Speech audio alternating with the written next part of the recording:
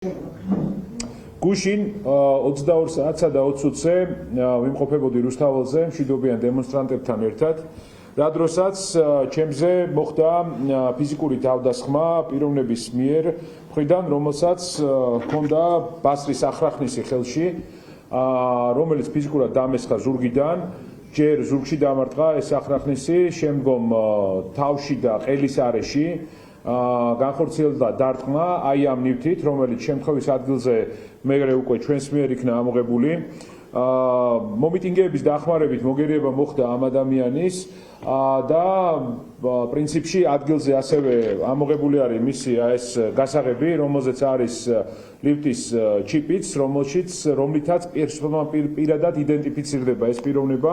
მოგვიანებით ჩვენ დავაიდენტიფიცირეთ, ეს არის დავით ედიშერაშვილი, 1976 წელს დაბადებული, მცხოვრები ვაზის უბანში, ადამიანი, რომელიც ასევე ვიდეო მასალაში არის ასახული.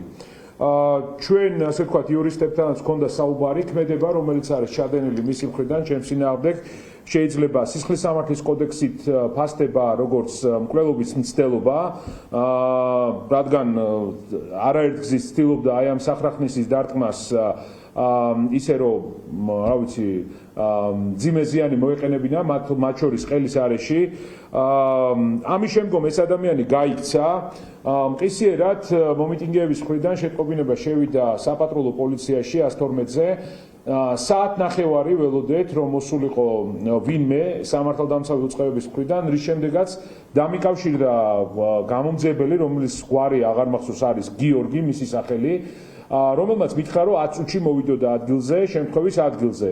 ამის შემდგომ დაახლოებით 10 წუთში ისევ მიკავშირდება იგივე პიროვნება სხვა პიროვნებასთან ერთად და მეუბნება, რომ არაპირებენ მოსვლას შემთხვევის ადგილზე, რაც პირდაპირ ყველანაირი, ასე ვთქვათ, კანონდარღვევაა. უფრო მეტიც, იქედან რამდენიმე ათეული მეტრის მოშორებით საპატრულო პოლიციის ეკიპაჟებიც იმყოფებოდნენ, არც ერთი მათი მხრიდან არ მომხდარა რეაგირება. ამის შემდგომ მე წავედი სამედიცინო დაწესებულებაში დაზიანებების აღსარიცხად, სადაც დაზიანებებში არის თავის სხვა ნაწილების ღია ჭრილობა, ასევე ლოყის და საფეთქელ ქვედაყბის არეში ღია ჭრილობა, ეს არის დასკვნა სამედიცინო დაწესებულებიდან. სამედიცინო დაწესებულებიდანაც მოხდა შეტყობინება შინაგან საქმეთა სამინისტროსთვის ამ შემთხვევის შესახებ, თუმცა არავინ არ გამოჩენილა. ჩემი გამოსვლის დროს იქ რამდენიმე სავარაუდოდ ასევე ტიტუშკის მსგავსი ადამიანები იკრიბებოდნენ სამედიცინო დაწესებულებასთან.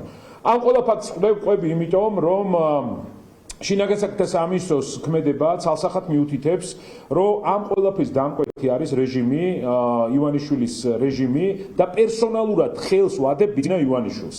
ადამიანს, რომელიც გასცემს ამ დანაშაულებრივ ბრძანებებს და რომელიც ასრულებს ამ დანაშაულებრივ ბრძანებებს სამართალდამცავი ორგანოების მეშვეობით. ანუ ფართო სურათში რომ დავინახოთ, დღეს საქართველოში კრიმინალური დაჯგუფებები მოქმედებენ სამართალდამცავ ორგანოებთან ერთად, რომლებიც ხვდებიან ადამიანებს, სცემენ ადამიანებს, ჟურნალისტებს, ახალგაზრდებს, იჭერენ და აკავებენ ყალბიჩვენებებით და სისხლის სამართლის პასუხისგებაში აძლევენ მსახიობებს, ახალგაზრდებს, საზოგადო მოღვაწეებს, სხვადასხვა ცნობილ ადამიანებს თუ პიროვნებებს, უბრალოდ ვინც იბრძვიან ქვეყნის ნათელი მომავლისთვის და აქვე მინდა უთხრა ბიძინა ივანიშვილს პირველ რიგში, რომ ეს ჩვენ ვერ შეგვაშინებს პირიქით გაორმაგებული ძალებით ვიბრძოლებთ იმისთვის, რომ რაც შეიძლება სწრაფად შენი პერსონალური მოშორება მოხდეს ამ ქვეყნიდან, იმიტომ რომ შენ ხარ ქაოსის და არეულობის შემომტანი.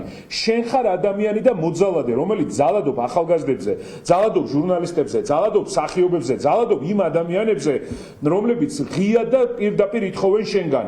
დაუყოვნებლივ გათავისუფლოთ ყველა დაკავებული პატიმარი და დაინიშნოს ახალი არჩევნები ამ ქვეყანაში. არც ერთი ნაბიჯით არ დავიხებთ უკან, სანამ შენ არ მოგაშორებთ ამ ქვეყნიდან. იმიტომ რომ ამ ქვეყნის მთავარი პრობლემა არის კონკრეტული ადამიანი, ბიძინა ივანიშვილი. არავინ არ მიგდია, არც კობახიძე, არც რომელიმე სხვა პიროვნება და პერსონალურად მისგან მოდის ყველა ეს დაკვეთა იმ დანაშაულის ჩადენის, რომელიც აქ არის გვაქვს ჩვენ სახეზე.